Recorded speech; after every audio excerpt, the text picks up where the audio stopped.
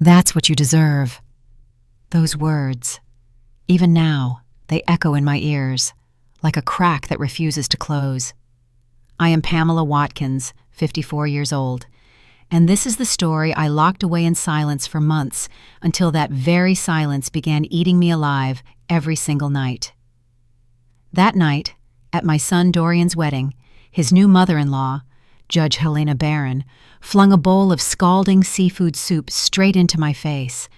I felt the burning heat slice through my skin like a knife.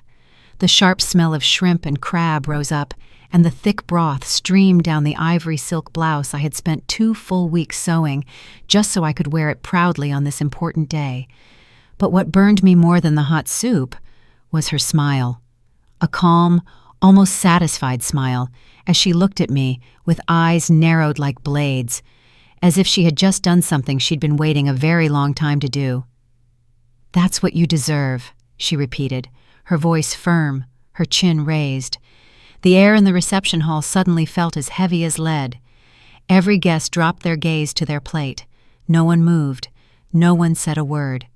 Except my son, Dorian, my only child, the boy I raised alone after his father left, the man I gave everything I had, sat at the head table with his arms folded and said, in a low, gravelly voice, "She's right, Mom."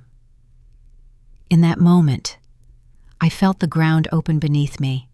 I didn't scream. I didn't cry. I didn't ask why. I simply placed the linen napkin over my face, wiped off the burning soup, gathered whatever dignity I had left, and rose from my chair without making a single sound. I walked toward the exit, my back straight, as if my insides weren't trembling. And before I left that building, I did something no one expected. I took my phone from my small clutch, pressed a number I had saved weeks ago. When the person on the other end picked up, I said only 3 words, "It's time." Then I hung up. I closed the door behind me. No one followed. No one asked if I was okay. I got in my car, started the engine, and drove through the dark streets of Capitol Hill back to my small apartment in Anacostia. The whole way home, only one question hammered through my mind. How did I end up here? Because there was a time when Dorian hugged me tightly and said, "Mom, you're my hero." There was a time when I believed a child's love was unshakable. There was a time when I trusted completely. But that night, with my face burning and my heart shattered, I learned a lesson I never thought I'd have to learn. Sometimes the people we love most are the ones who cut the deepest, and sometimes silence is the only weapon we have left. What happened after that phone call is something they will never forget. But for you to understand why I did what I did, I need to take you back to the beginning, so you can see how a mother who gave everything ended up being humiliated in front of a room full of strangers, and how I discovered, far too late, that my son had been hiding a secret powerful enough to change everything. If you're ready to follow me, stay. The next part begins on the day everything was still beautiful, before my world collapsed, and I promise you, it will make you want to hold my hand until the very last second. Sometimes we trust the wrong people, and sometimes the very people we love most are the ones who disappoint us the deepest. If you've ever lived through something like that, tell me in the comments. I truly want to read your story. 3 years ago, my life was very different. Not perfect, but it was the life I had built with my own 2 hands. I lived in a 2-bedroom apartment in Anacostia, southeast D.C. Its tiny balcony full of red geraniums and pots of snake plants I watered every morning. I had small, peaceful routines, brewing a pot of strong coffee at 6:30, buying sweet potato pie from Mr. Henderson's shop on the corner, then heading to Anacostia Elementary to teach my 3rd graders, the place where I'd spent nearly 30 years of my life. I wasn't rich, but I didn't need to be. After my husband walked out when Dorian was 5, I learned something many women take decades to understand, that a woman is fully capable of supporting a whole family without asking anyone's permission. By day, I taught school. By night, I sewed clothes for neighbors, prom dresses for young girls, church dresses for older women, little pieces people entrusted to me like small secrets. My hands knew every stitch, every hem, every breath of the fabric as it softened under the iron. Dorian grew up watching all of it. He saw me wake at 5 to deliver orders on time, saw me sew until my fingertips bled, saw me collapse in tears of exhaustion beside my mother's old Singer machine, then wipe my face and continue. One morning, while I was making breakfast, he looked back at me, his eyes unusually serious. "Mom, when I grow up, I'm going to work hard so you can finally rest." And I believed him, because Dorian had always been a good boy, responsible, loving. He studied well without reminders. Every Sunday he helped me clean, asked about my students, about school, about how I knew each child so well. "Because I listened to them," I told him. "People always tell you what they need, even when they don't use words." He nodded, smiled, then ran outside to play basketball. When Dorian turned 18 and got accepted into Georgetown University, political science, I felt every sacrifice had been worth it. He would have what I never had, an open future, a life without sore backs and numb fingers. I took extra shifts, worked 3 jobs at once, took wedding dress commissions and gowns for gala events from people who would never invite me to their parties, but who paid generously. I saved every dollar, refused loans, refused charity. I wanted Dorian to graduate without carrying any debt except freedom. And he did. He graduated with honors, got a job at a respected policy institute on Capitol Hill, wore crisp suits, visited me every Sunday with a bouquet of fresh flowers. "Thank you, Mom," he'd say, kissing my forehead. "I am who I am because of you." Those were whole, beautiful days. Until he met Michaela. The night he first mentioned her, I heard something new in his voice, a brightness I'd never heard before. "Mom, she's special, really special."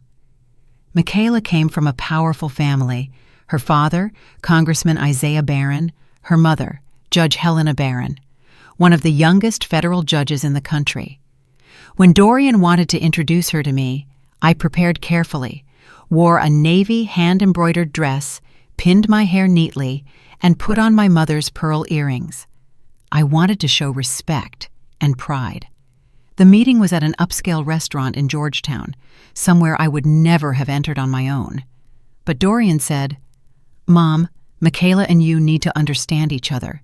She's important to me."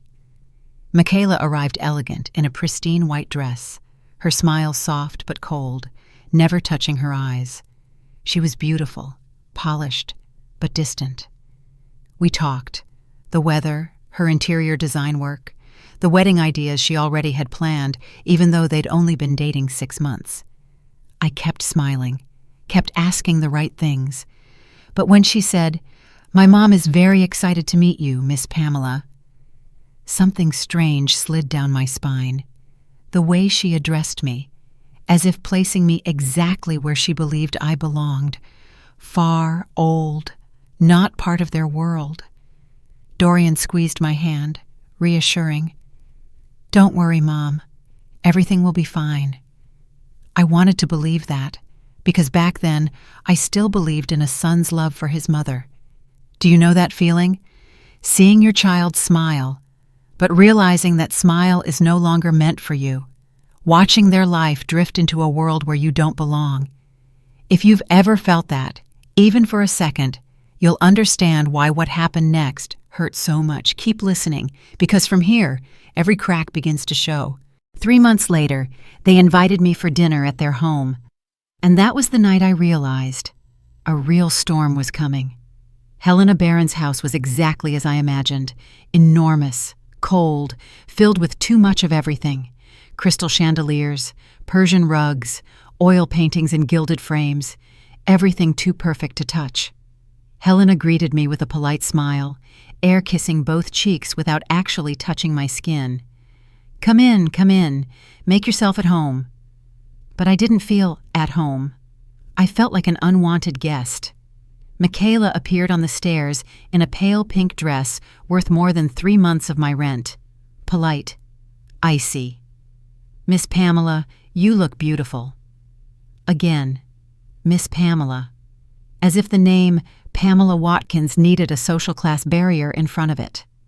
Dinner was tense from the very first minute. Helena talked about golf clubs, vacations in Martha's Vineyard, her new SUV, then looked at me and laughed. "Because one simply can't drive just anything, right, Pamela? One must maintain standards." Michaela placed her hand on Dorian's arm, her voice full of ownership. "I already told Dorian, Mom. When we get married, he needs to upgrade his car. His current one is modest." My throat tightened. That car. Dorian bought it with his own sweat. "I'm sure Dorian knows what's best for himself," I said calmly. Helena turned, meeting my eyes for the first time. "Of course, Pamela. Dorian's very smart. I trust he'll make the right decisions for his new family." A silent blade. Dorian kept his head down, eating. And I understood. They were pushing me out of my son's life.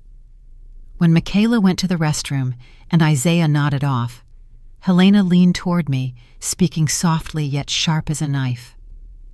"Dorian has lived a simple life, but the rest of it will be different. Our family has expectations." "Expectations?" I repeated. "Of course. Michaela needs stability, and Dorian needs to focus on the future, not the past." "The past?" I asked.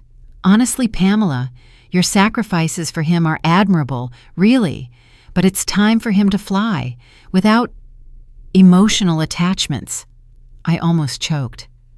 "I have never been a burden to my son." "Oh, I know, but a good mother knows when to step back." Michaela returned at that moment, and everything froze as if nothing had happened. At the end of dinner, Helena handed me a gift box, a delicate porcelain teacup, white, thin, rimmed with gold, impossibly perfect. "So you can remember us," she said. I thanked her without meeting her eyes. On the car ride home, Dorian was silent. I was silent. When we reached my building, he asked, "Do you like Mrs. Helena, Mom?" I looked into his eyes, searching for the boy who once hugged me and called me his hero, but that boy was gone. "She's a strong woman," I whispered. "Yes," Dorian smiled. "She's amazing. She and Michaela are very close, Mom." "And your mother, Dorian?" I wanted to shout, but I stayed silent. I went upstairs, made coffee in my old stoneware mug. I opened the gift box. The new teacup gleamed, perfect, spotless. But when I raised it to my lips, I couldn't drink. Because it wasn't a teacup, it was a message. "You don't belong in our world." I set it down, reached for my old chipped mug, the one that knew the taste of my life, and as I sipped the bitter coffee, I wondered, how far would that woman go to erase me from my son's life? I didn't know yet, but I was about to find out. The months that followed felt like walking barefoot on broken glass. Every step hurt, but I kept walking, kept smiling, kept telling myself, my son is starting his own family.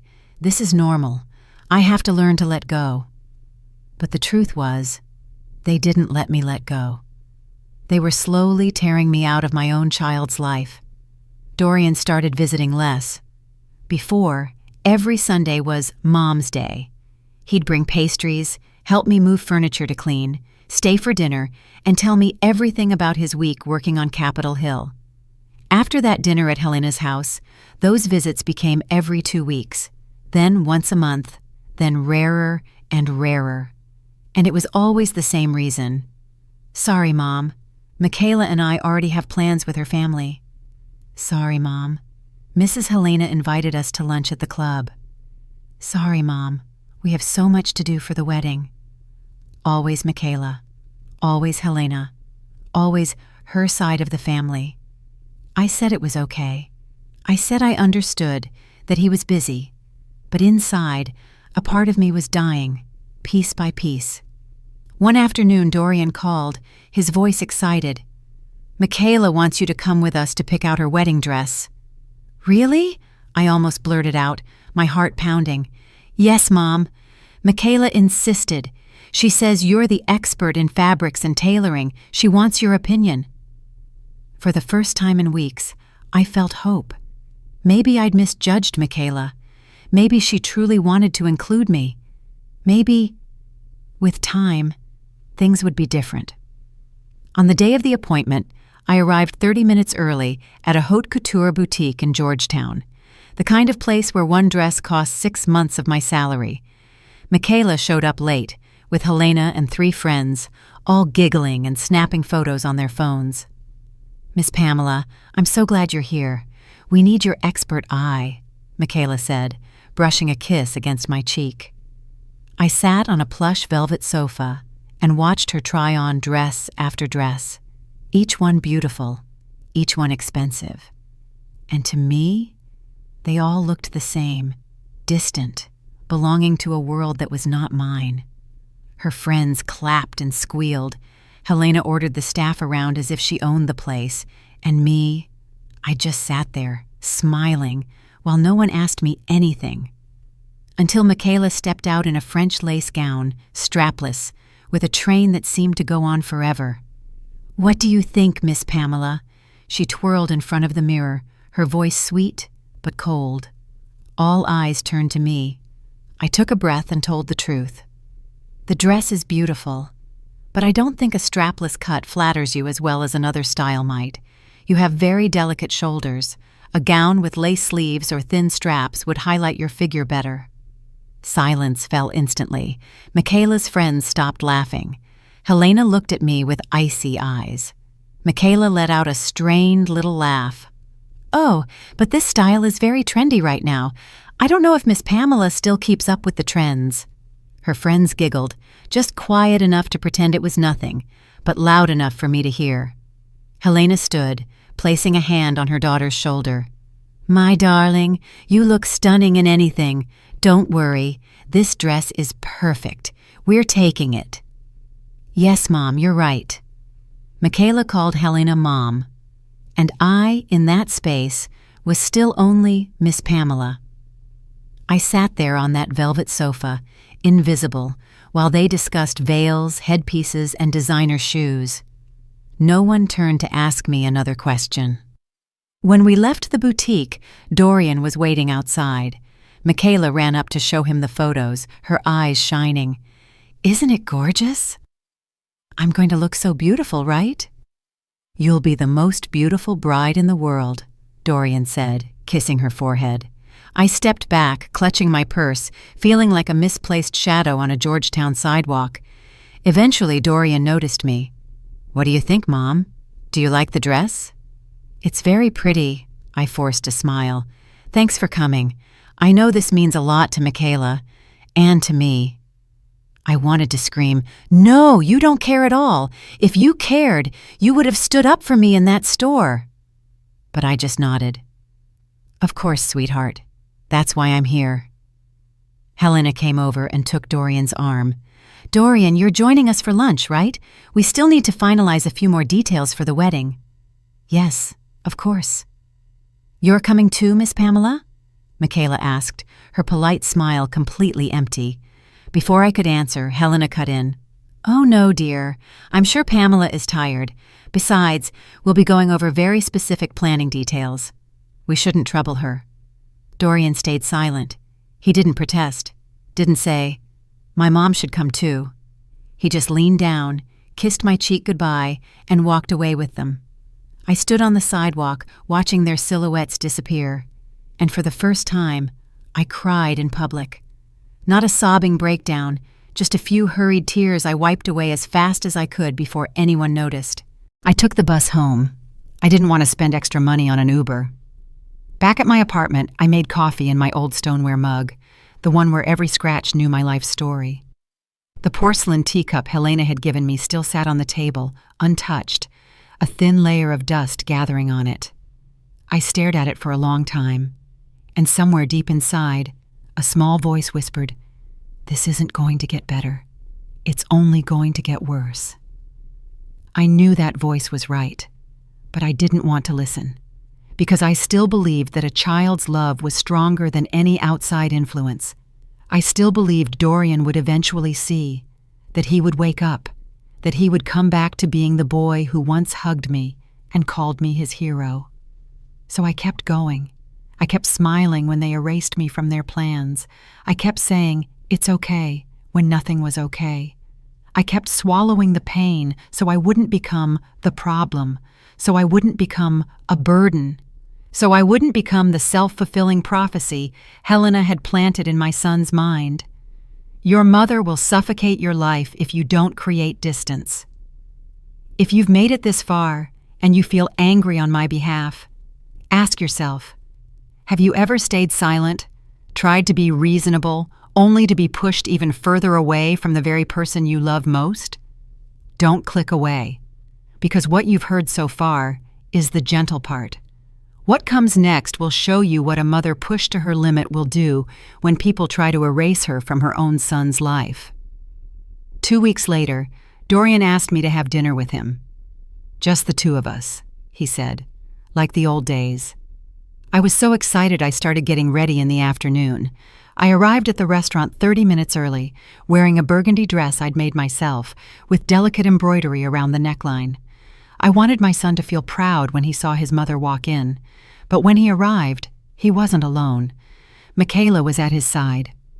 "Sorry, Mom. Michaela wanted to come too. You don't mind, do you?" "Of course not," I smiled and lied.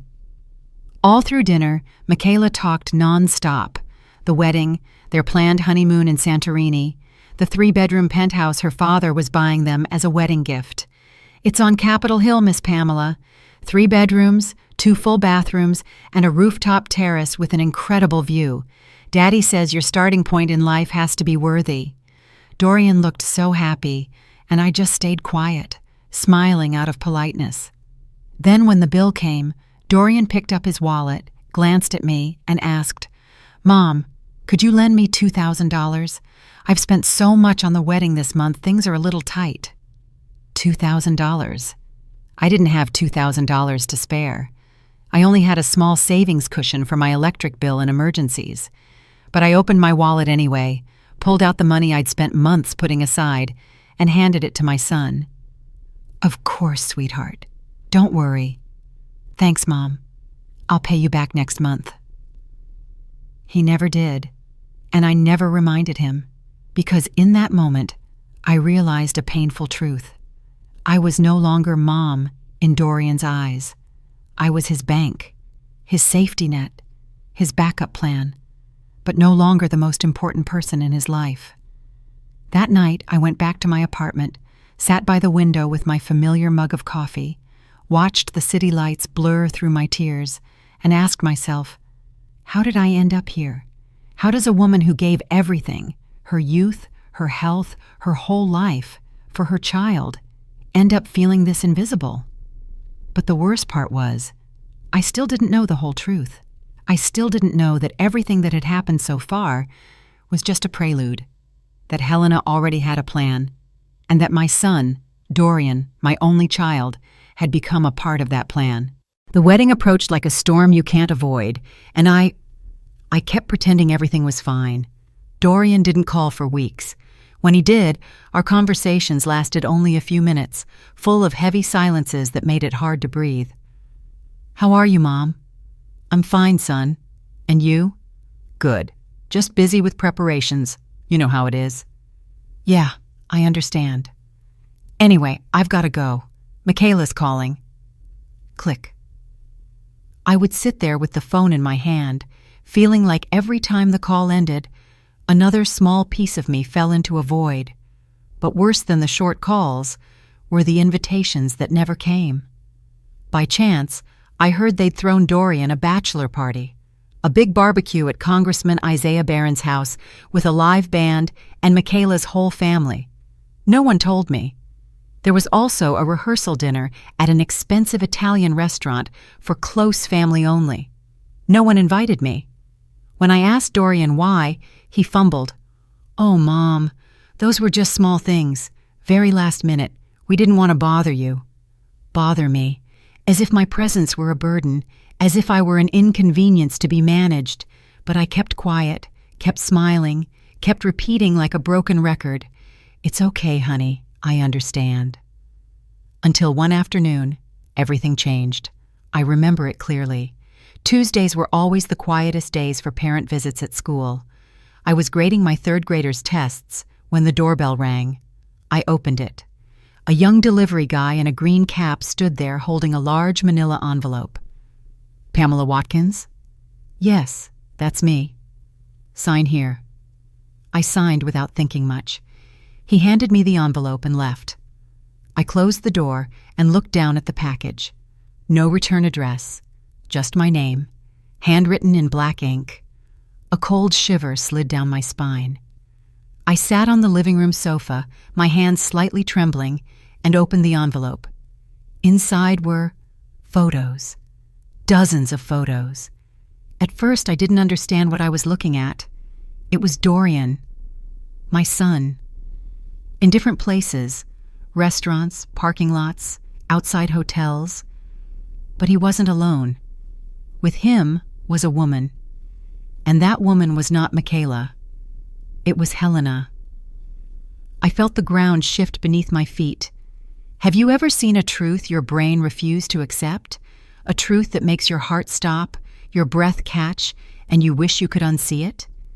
If you've ever had that moment, you know the feeling that was about to drown me. The first photo, Dorian and Helena walking out of an upscale restaurant, his hand on her back, Helena tilting her head, smiling, a smile I had never seen her give anyone. The second photo, in a parking lot, Dorian opening the car door for Helena, their faces too close. The third one stole my breath. In front of the St. Regis Hotel, they were walking in together, Dorian's arm around her waist, Helena looking at him with a gaze that was intimate, soft, and dangerous. I dropped the photos onto the floor. My hands shook so badly I could barely pick them up again. I tried to deny reality. No, there must be an explanation. It has to be work-related. It's just a misunderstanding. But the envelope held more. Dorian kissing Helena's cheek, but far too close to her mouth. Helena straightening Dorian's tie, her hand pressed to his chest. The two of them entering an apartment in DuPont Circle I'd never heard Dorian mention. And the last photo, the one that ripped a sound from my throat I didn't know I could make. Dorian and Helena standing on a balcony at night. He was holding her from behind, her eyes closed, leaning back against his chest, looking satisfied, like two lovers who had crossed a forbidden line a long time ago. I shot up from the sofa, stumbling into the bathroom, and I vomited. I threw up until there was nothing left, until only dry heaves and a bitter taste remained in my throat. I knelt on the cold tile and sobbed. My son, the only child I have, the boy I raised on every meager paycheck, through sleepless nights with my sewing machine, through my entire youth, the child who once called me his hero, was now in a relationship with his own future mother-in-law, a woman 20 years older than him, a woman who had humiliated me more times than I could count. And suddenly, everything became clear. Helena didn't hate me because I was poor. Helena didn't look down on me because of my humble background. Helena saw me as a rival. She didn't want me near Dorian because she wanted to possess my son completely, in the sickest way possible. And Dorian's distance from me wasn't because of Michaela, wasn't because he was busy. It was because Helena had manipulated him, seduced him, turned him into something she could fully control. I don't know how long I sat on that bathroom floor. Only that when I had no tears left, I finally forced myself to stand and wash my face. I went back to the living room. The photos were still scattered on the sofa. I picked up each one, this time my hands no longer shaking, because the pain had made room for something else, something cold, sharp, something I never knew existed inside me. I put all the photos back into the envelope and laid it on the table, right next to my old Singer sewing machine.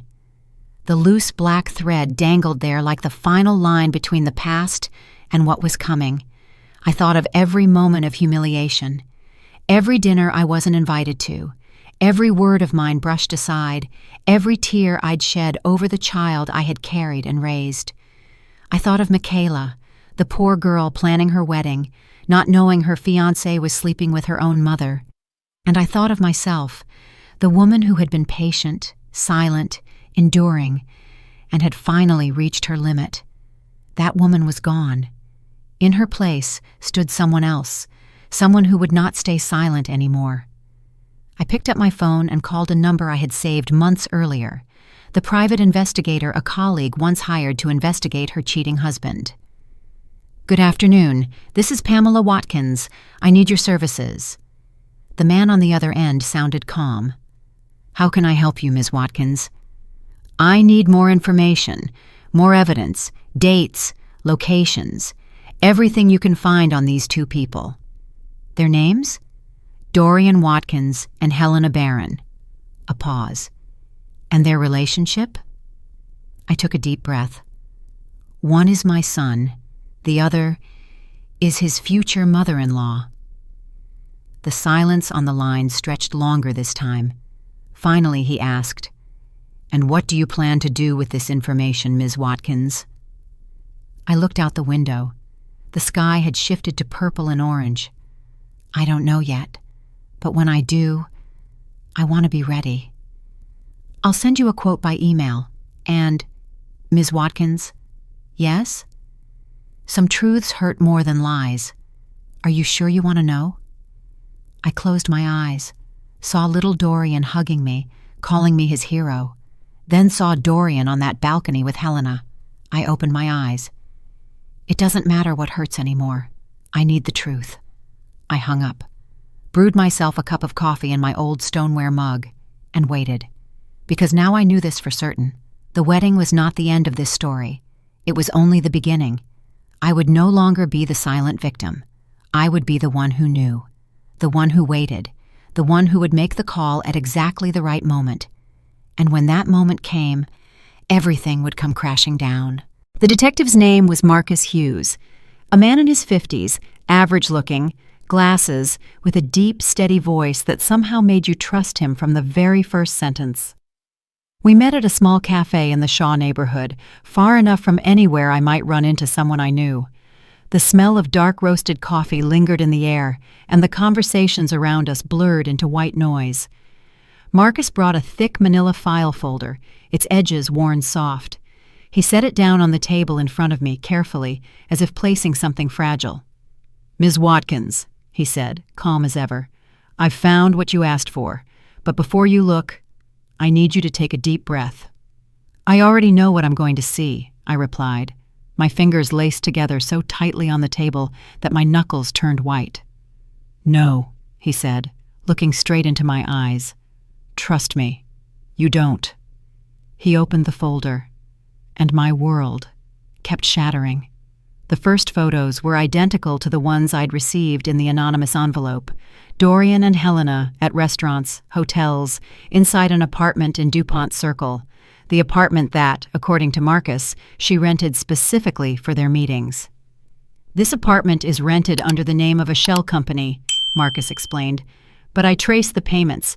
Every single one comes from Helena Barron's personal account." The wave of nausea rose in me again, but I forced myself to keep looking. There were hotel records, the St. Regis, the Four Seasons, the Willard Intercontinental. The rooms were always booked under Helena's name, but in the security camera stills, the two of them were always entering together. "Since when?" I asked, my voice so hoarse I barely recognized it as mine. Marcus flipped a few pages and pointed to a clearly printed date. "The earliest I could find is from about a year and a half ago." A year and a half. My son had been sleeping with his future mother-in-law for a year and a half, from before he and Michaela got engaged, from before I ever met that family. But that still wasn't all. Marcus handed me another stack of papers, bank statements, transfers from Helena's account to Dorian's, cold, merciless numbers. $10,000 here, $20,000 there, $50,000 at another point. "What is this?" I whispered. "Payments," Marcus answered bluntly. "Your son has been taking money from her regularly." Payments. The word hung between us like invisible poison. My son wasn't just in a sexual relationship with that woman. He was letting her support him. Is there anything else? I asked, not even sure I had the strength to hear more. Yes, Marcus nodded. And this is the most sophisticated part. He took out another set of documents. I looked into Congressman Isaiah Barron's finances, Helena's husband. He's on the verge of bankruptcy. The consulting firm he started after retiring from Congress is collapsing. He's in debt to multiple banks. And the Capitol Hill house has been refinanced 3 times. I sat in silence, trying to connect the dots. So, it's all just an act? I asked. The wealth, the status, that polished image? It's a facade, Marcus confirmed. A very carefully constructed one, but it's cracking. And I believe Helena knows that. That's why she's using her daughter. Using Michaela? Using... how? Marcus slid another set of papers toward me. Michaela inherited a sizable amount from her great-grandmother 2 years ago, he said. Around $4 to $5 million in real estate and liquid assets. But it's held in a trust. It can only be accessed if certain conditions are met. What conditions? Michaela has to get married, Marcus said slowly. Once she's married, she gets full access to the inheritance. The air felt sucked out of my lungs. And if something happens to Michaela after she's married, Marcus went on, his voice dropping, then the entire amount automatically transfers to her legal husband. Dorian, have you ever realized you're just a spectator in a chess game that the very people you trust most have been quietly playing behind your back? Imagine this. You raise a child with your whole life, and one day you discover he's standing on the side of someone who might destroy another human being's life for money. If you're thinking, it can't get worse than this, then what I'm about to tell you, the recording, is going to change your mind. You think they're planning to hurt Michaela? I asked, horror rising up my throat. I don't have proof of that, Marcus said carefully. But I do have proof that Helena is extremely controlling, extremely ambitious, and right now, extremely desperate. And your son, sorry to say this, is completely under her control. I closed my eyes. I saw my Dorian, the little boy who clung to my skirt on the way to school, the young man graduating with honors, the man I truly believed I had raised right. When did he become like this? When did he stop being my son and become the puppet of an immoral woman? There's one last thing, Marcus said, and this is the most important. He placed a small recording device on the table. I bugged the apartment in DuPont Circle. I know it's not legal, but I thought you needed to hear this. He pressed play. The first voice to come through was Dorian's. What if Michaela finds out? That was Dorian, no doubt about it, his voice thick with worry. Then came Helena's voice, soft, honeyed, a mix of motherly and seductive, sugar wrapped around a blade. She won't, darling. Michaela is very naive. She only sees what she wants to see.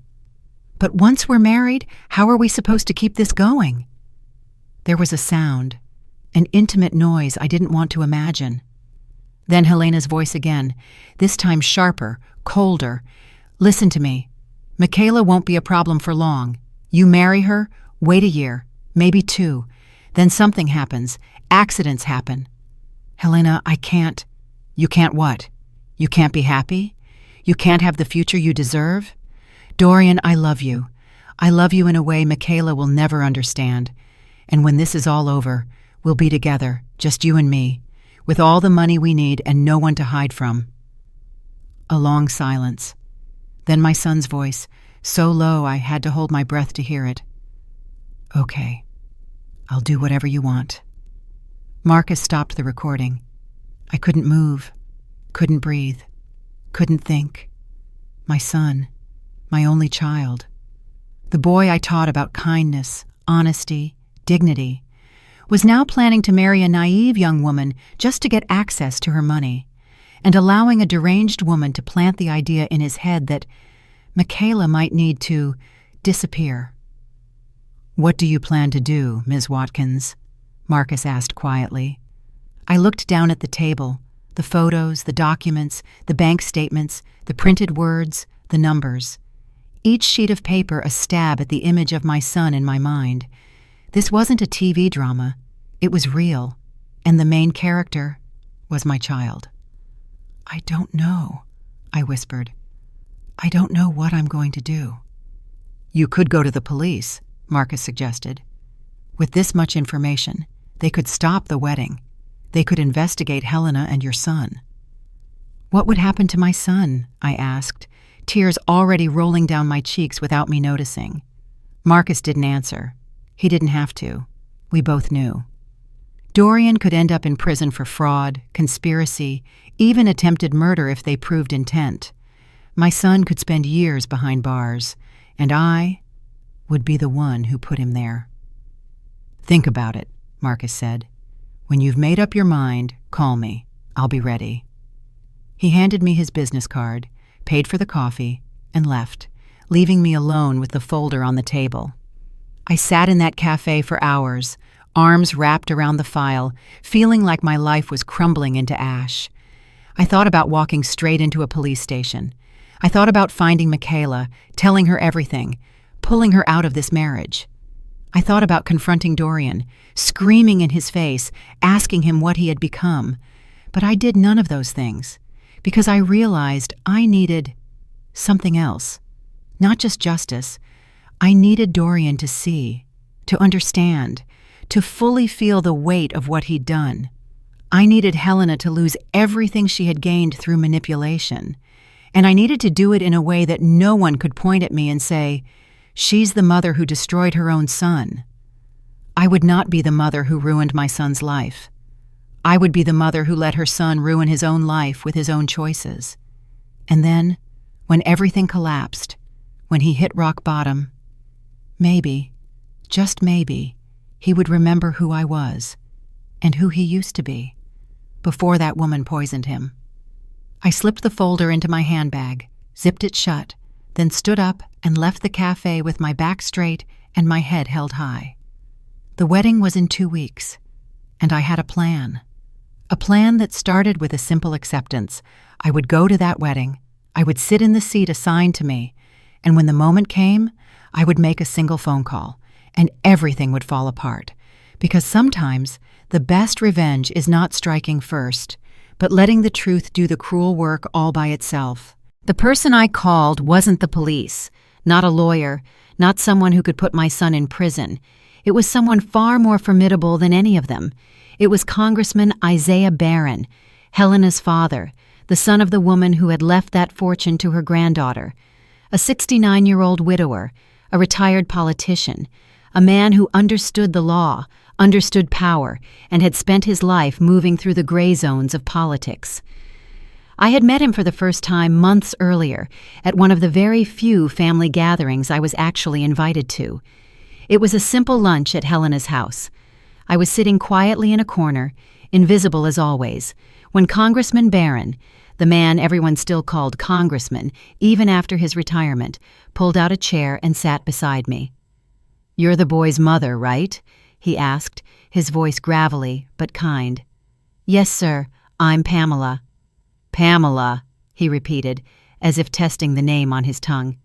"Pretty name. What do you do, Pamela?" "I'm an elementary school teacher, and I also do some sewing." "Ah," he nodded. "You work with your hands like I did. I like people like that. People who work with their hands usually have a soul." We talked throughout that whole lunch. He told me about his life, starting out in a poor immigrant family in Anacostia, working 3 jobs to support them, then eventually becoming one of the most respected black congressmen in D.C. He told me about the 14-hour workdays for 40 years, about his wife, who had passed 10 years earlier, and how every morning he still instinctively turned toward the empty space beside him. "My daughter Helena doesn't visit much," he said, a weary sadness in his voice. "She says I'm old, my house smells musty, and my furniture is outdated." "I'm sure she loves you very much." I tried to offer something kind. "No," he replied bluntly, harsher on himself than on anyone else.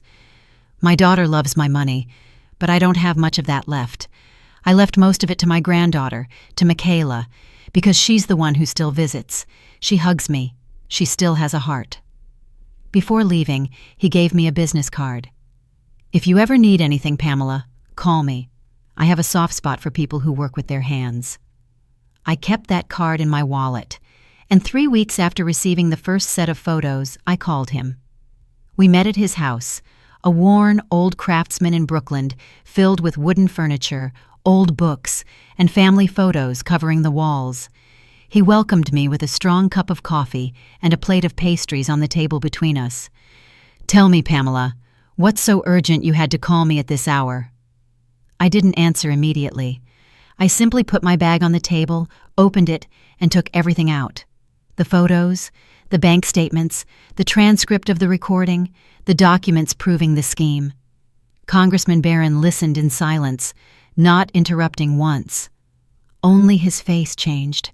First it went pale, then flushed red with anger.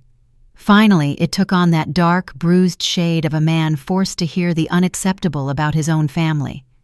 When I finished, the room stayed quiet for a long while. "My granddaughter is in danger," he said at last, his voice suddenly rough. "Yes, sir." "And your son?" He looked directly at me. "He's part of this plan?" "Yes, sir." "Why are you telling me?" he asked slowly. "Why not go to the police?" It took me a few seconds to answer, because once I said it, I couldn't take it back. Because if I go to the police, my son goes to prison. And no matter how badly he's betrayed me, no matter what kind of person he's become, he's still my son. I can't be the one to put him in prison. Congressman Barron nodded slowly. "But I can," he said. "I only want Michaela to be safe," I replied, "and I want my son to understand what he's done, to see the consequences with his own eyes, to feel the full weight of his choices." "And Helena?" My voice hardened. "I want her to pay for what she's done, for manipulating my son, for pushing him onto this path, for planning to harm an innocent girl." Congressman Barron laid his old, spotted hand over mine and squeezed gently. That hand was still steady, still radiating a certain quiet authority. "Pamela, you are a wise and brave woman," he said slowly. "I'll help you, but I need you to promise me one thing." "Anything. When this blows up, and trust me, it will blow up, you're going to suffer. Your son will hate you. People will talk. You'll be alone. Are you prepared for that?" I thought of Dorian, of the little boy who once hugged me and called me his hero, of the man in the suit standing beside Helena in those photos. "I've been alone for a long time, sir," I said. "No," he shook his head. "Up until now, you still had hope. When this is over, the first thing that will die is that hope. Are you truly ready for that?" I closed my eyes, saw my son's face, heard his words in the wedding hall. "She's right, Mom." And I said something I never imagined I would say. "Yes, I'm ready." Congressman Barron nodded. "Then here's what we'll do." He laid it all out, step by careful step, his voice low and steady. "You'll go to the wedding. You'll behave like any normal mother, happy for her son. No scenes, no hint that you know anything. Then, when the time is right, when they show their true faces in front of everyone, you call me, and I'll handle the rest." "What will you do first?" "I'll get Michaela out of there that very night. I have lawyers. I have doctors. I'll prove my daughter is unfit to care for herself. I'll file for guardianship, and the money, the trust, will be frozen immediately. Without Michaela, no one touches it until a judge decides." "And Dorian?" Congressman Barron looked at me, his eyes holding the sorrow of a man who'd seen too many lives come undone. "Your son won't go to prison because technically he hasn't committed a crime yet.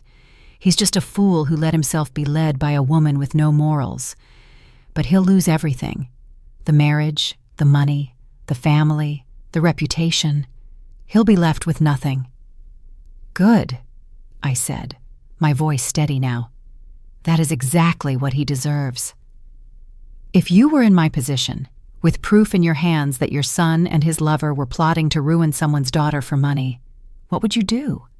Would you quietly walk everything into a police station and accept that your own child was going to prison? Or would you let the truth explode in front of everyone's eyes so no one could ever say, "That mother destroyed her son"? Think about which choice you would make, because the next part is exactly when that plan was set into motion. And that's how we arrived at this moment. I went back to my apartment, sat alone in my chair by the window, hands wrapped around my familiar stoneware mug, drinking coffee and waiting. At 11 p.m., my phone rang. The name on the screen, Congressman Barron. I picked up. "It's done, Pamela," he said without preamble. "What happened, sir?" "I went to the St. Regis with my lawyer and 2 police cars. I told Michaela I needed to speak to her urgently. When she saw the photos, heard the recording, she fainted on the spot. We had to take her to the hospital." "Oh my God, is she okay?" "Physically, yes," he said, his voice much heavier. "Mentally, she's shattered." "I'm so sorry." "This is not your fault, Pamela. It's my daughter's and that boy's." "What happened to Dorian and Helena?" His tone shifted to a mixture of contempt and weary disgust. "Dorian tried to explain, tried to say it was all fake, but when he saw the evidence, he shut down. He stood there in his groom's suit, surrounded by guests whispering and pointing. He couldn't get a word out." "And Helena?" "That woman tried to deny everything. She claimed the photos were edited, the recordings fabricated, that this was some conspiracy against her. She even tried to blame you." "Did anyone believe her?" "Of course not. The scandal blew up immediately. Guests scattered. Staff didn't know what to do. And my son-in-law, Isaiah, he slept through the whole show. And now? Now Michaela is under my guardianship. We'll dissolve this marriage. It happened on the same night, so legally, it's as if it never existed. The trust has been frozen, and I've filed charges against Helena for fraud, extortion, and conspiracy to commit murder." "Will she go to prison?"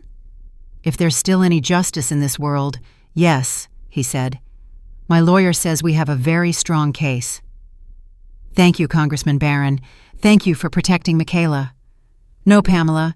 I should be thanking you for coming to me in time. You saved my granddaughter's life." There was a brief silence on the line. "And your son?" he asked gently.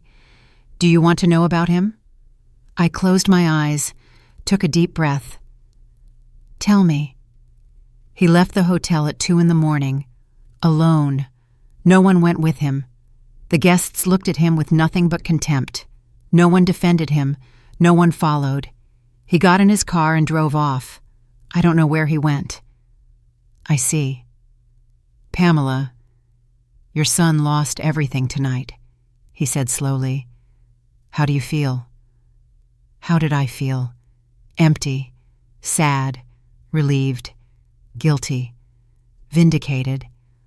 All of those feelings crashing over each other like waves. "I feel at peace," I said finally, "because I did the right thing." "Yes," Congressman Barron replied. "You did the right thing. Not many mothers are brave enough to do that." We hung up. I sat by the window, my stoneware mug empty in my hands, staring down at the city lights. The cars kept moving. People kept living their lives. The distant noise still rose up from below. And me, I was here, alone, but with a clear conscience. Because to me, this wasn't just revenge, it was justice. Justice for Michaela, the girl who didn't deserve to be used as a key to a vault. Justice for me, the woman who did not deserve to be humiliated in front of a room full of strangers. And justice for Dorian, the man who needed to understand that every choice comes with a consequence. I didn't put him in prison, but I let him lose everything. No money, no family, no reputation. And maybe, just maybe, one day, when he finally hits rock bottom, when he's truly alone with no one on his side, he'll remember who I am and remember who he used to be before the poison named Helena Barron seeped into his veins. That night, I slept deeply for the first time in months, No nightmares, no jolting awake in the dark, no knot of dread twisting in my stomach like it had since the day those first photos arrived. Because I had done what I had to do, not in blind rage, not to satisfy some cheap thirst for revenge, but with the cold clarity of someone who understands that sometimes the greatest act of love you can offer someone is to let them stand in front of the consequences of their own decisions, even if it means watching them fall, even if it means you might lose them forever. The days following that disastrous wedding were quiet, a suffocating kind of silence, like the whole world had stopped turning. I didn't hear from Dorian for a full week. He didn't call, didn't text, didn't come to see me, and I didn't go looking for him either, because I knew Dorian needed time to face what had happened, to grasp the price he was paying for the choices he had made. And I needed time to patch myself back together too. Congressman Barron called me every 2 days with updates. "Michaela is in intensive therapy," he told me in the first call. "Not psychiatric, emotional. She's fallen into a deep depression after discovering that the man she just married was having an affair with her biological mother." He paused, then continued, his voice tightening. "It's too much to bear. This betrayal. It's too twisted, too warped. My granddaughter can't comprehend how something like this could even happen. And honestly, neither can I." "How is she now, sir?" I asked. "Fragile, very fragile. But she's only 26. She's young. She will heal. With time, she will recover." Meanwhile, the scandal spread across the city like wildfire. Social media exploded. Someone had recorded part of the confrontation at the St. Regis and posted it online. The clip went viral in a matter of hours. People watched Dorian leaving the hotel alone, his groom's suit crumpled, his face shattered. They watched Helena screaming at Congressman Barron's lawyers. They watched Michaela being wheeled out on a stretcher. Comments poured in, speculation, embellishments, new theories people invented out of thin air. Some insisted Dorian was a victim, that Helena had seduced, manipulated, exploited him. Others called him an opportunist, a gold digger, a man with no morals. The truth, as always, didn't rest fully on either end. It hovered somewhere in between. Dorian was not entirely innocent, but he wasn't the cartoon monster people painted him as either. He was a weak man who had made horrific choices simply because he didn't have the courage to say no. By the second week, Congressman Barron had more news. The district attorney's office has accepted the complaint against Helena. They're opening a formal investigation into fraud and conspiracy. "What are the chances she actually goes to prison?" I asked. "With the amount of evidence we have, very high. Just the recordings alone could have her facing 10 to 15 years. 15 years. Helena, the woman who had humiliated me, manipulated my son, and been willing to plan harm against her own daughter to keep the money, was finally going to pay. What about Isaiah?" I asked. "That poor man had no idea," Congressman Barron sighed. "He's an alcoholic, has been disconnected from the family for years. Investigators confirmed he wasn't directly involved in the scheme." He paused, then added, "But now he's completely alone. His wife is headed for prison. His daughter despises him. His business is bankrupt." "He's going to lose the house?" I asked. "He already has. The bank repossessed it last week. He's living in a small rental in Northeast now, surviving on a modest pension." I didn't feel sorry for him. Isaiah had eyes and ears. He'd lived in that house for years, watching his wife destroy other people's lives, and he did nothing. Sometimes, doing nothing is a kind of guilt, too. In the third week, Dorian finally showed up. He came to my apartment at 8 in the evening, unannounced. The knock on the door was very soft.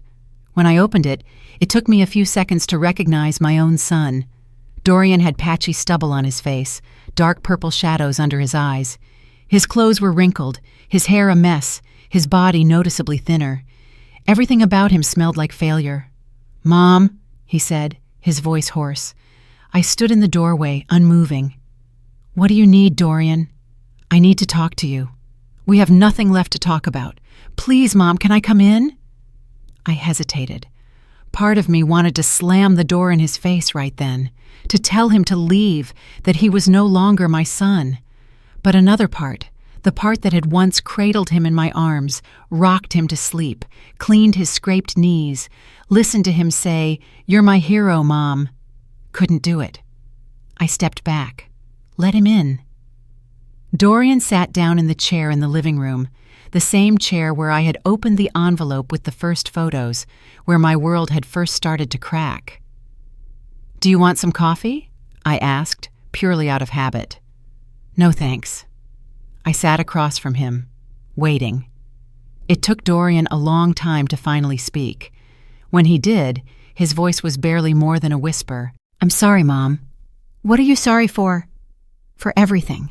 For everything I did. For everything I did to you." "And Michaela? Have you apologized to her yet?" He nodded, tears streaking down his face. "Yes, especially to her. I never meant to hurt her. I never wanted to." "But you did," I cut in, my voice turning cold. "You planned to marry her so you could steal her inheritance. You've heard the recording, Dorian. You know exactly what you said." That's not what I really thought. That was Helena. She manipulated me, Mom. She made me believe that I was useless without her, that you had raised me to be mediocre, that I deserved so much more. Every word felt like a knife. "And you believed her?" "Yes," he whispered. "I did." "Why, Dorian? Why did you believe her and not me?" There was a long silence. Then he said the sentence that shattered my heart all over again. "Because she gave me things you never could." "Money, you mean?" "Money, yes, but not just that. She gave me attention. She made me feel important. When I was with her, I felt special." "I used to make you feel special, too." "No, Mom," he said bitterly.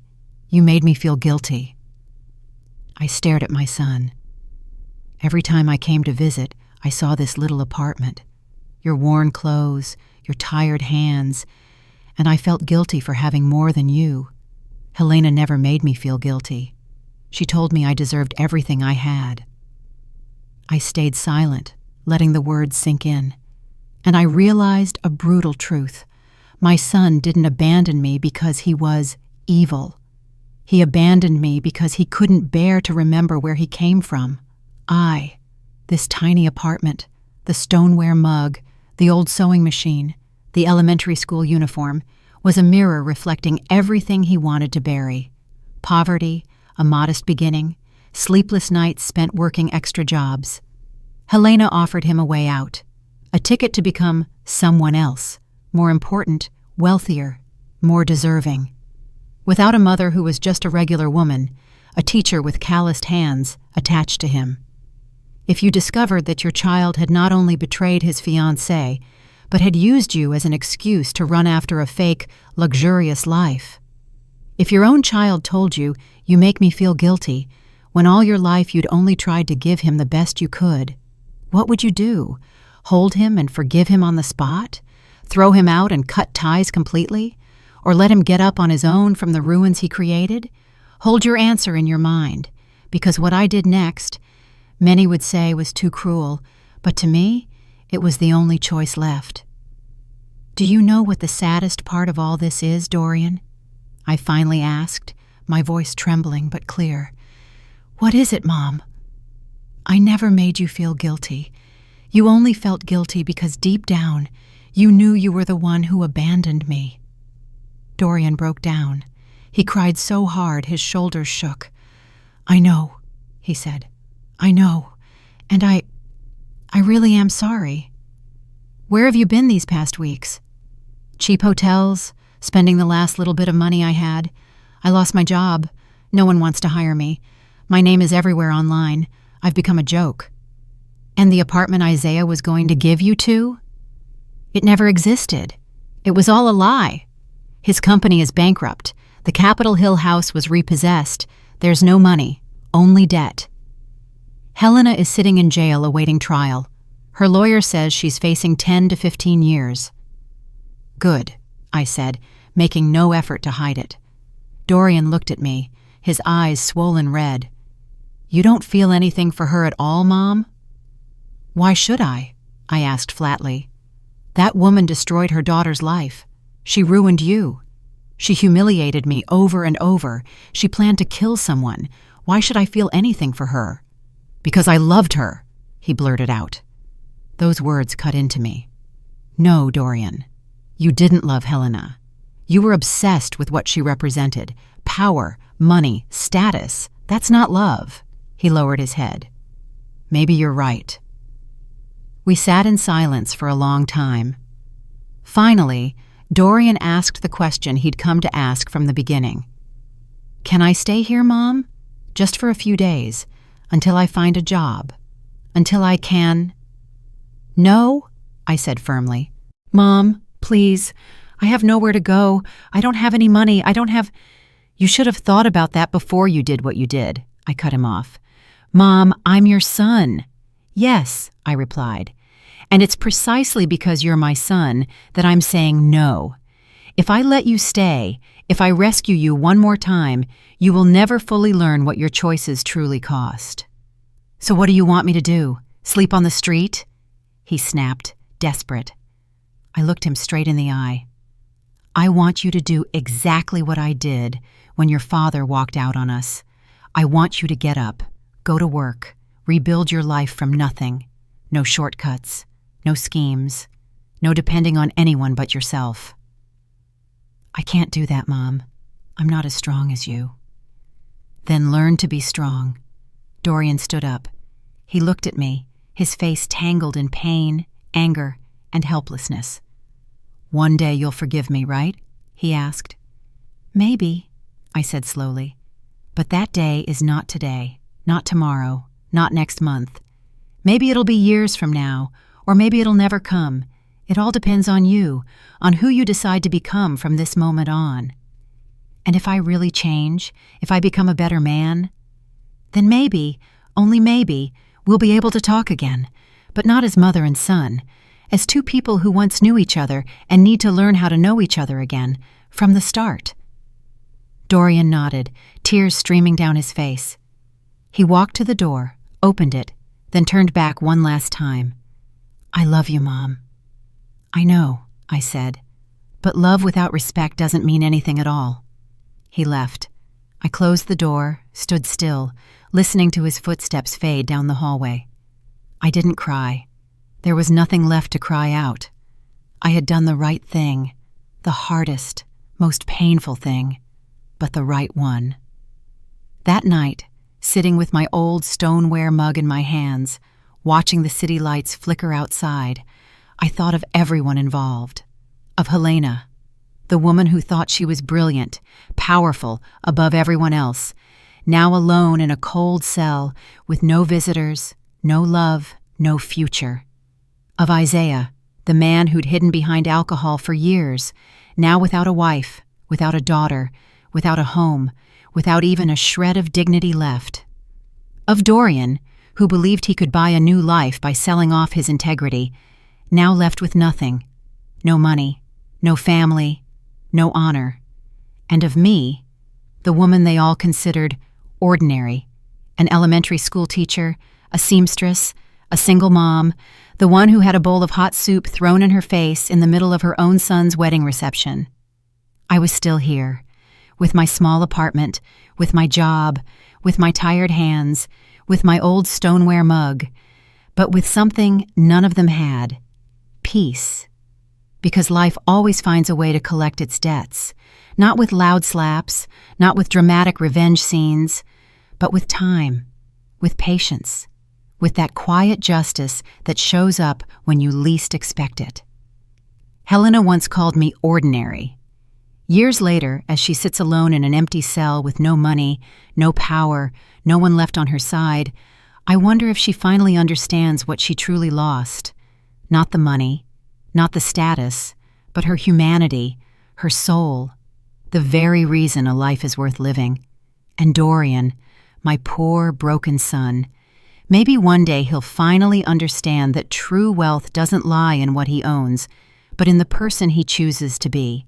in how he treats others, in the dignity he carries when he faces the mistakes he himself has made. But that day has not come yet. And I cannot hang the rest of my life on waiting for it. My life, this small but precious life, still has to move forward, with or without Dorian. If you've listened this far, maybe somewhere in my story, you see yourself in the role of a mother, a child, someone betrayed, or someone forced to learn how to let go in order to go on living. We cannot choose how others treat us, but we can choose how we get back up afterward. If you've ever carried a wound like this, share your story in the comments. I'll read it. And who knows, maybe the next story on this channel will be the voice that speaks for you. If you enjoy stories told slowly and honestly about betrayal, consequences, and healing like this one, don't forget to subscribe and turn on the notification bell. That way, you won't miss any of the emotional journeys to come. Thank you for staying with me until the end of today's story. I'll see you in the next episode.